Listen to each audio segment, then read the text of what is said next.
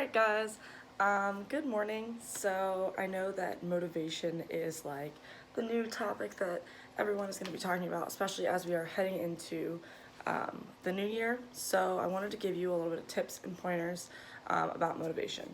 So I don't know about you guys, but for me specifically, I find motivation to be awesome. I think it's great. I think it's really cool when people can motivate you.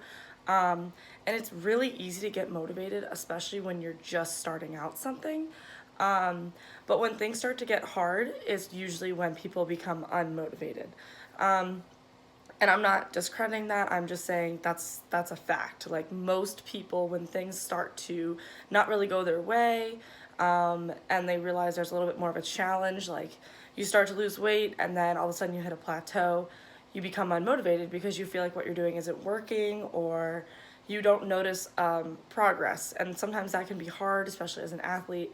You might be stuck at a certain amount of weight, like lifting wise, and then all of a sudden you can't get past a certain weight and you're like, what the heck, I'm working so hard but I'm not increasing, and then you just become unmotivated because we feel like our results aren't adding up. Here's the deal: no matter what journey you are going through as an athlete in life, things will never just go your way. There's always going to be something that comes up, whether it's an injury, whether it's a coach that you might not get along with, maybe your playing time situation, maybe things just aren't going your way. Nutritionally, you have to change your lifestyle a little bit, and it's just not the most fun thing ever. You just have to start to expect that things aren't just going to be, once I make this change, it's going to be easier. Everything in life is going to be challenging. I saw a post a couple weeks ago that was like, choose your hard. Marriage is hard. Divorce is hard. Relationships are hard. Being single is hard. Being fit is hard. Being fat is hard.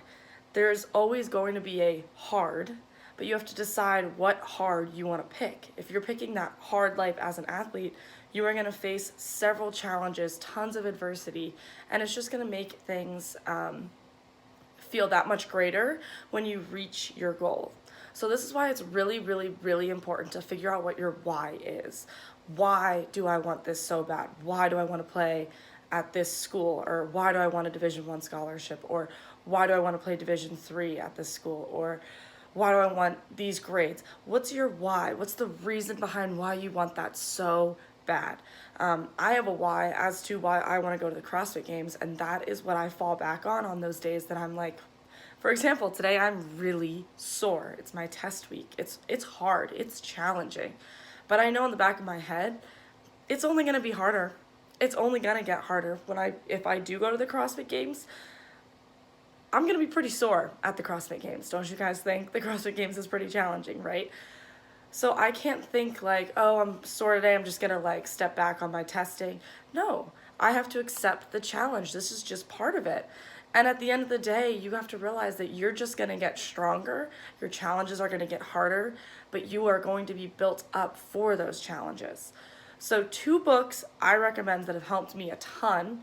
One of them is called Atomic Habits by James Clear. I follow James Clear on Instagram, and that's actually how I found the book myself.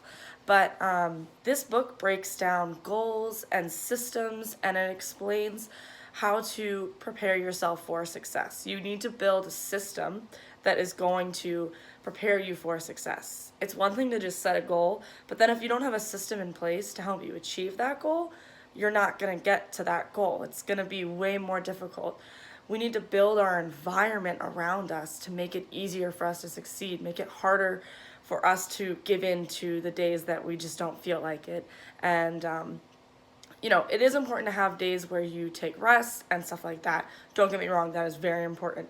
But this book just breaks down a lot of like little teeny tiny things that we do, and it talks about that 1% every single day and how that 1% can make us this much better. So just all doing this little bit, the little things matter so, so much.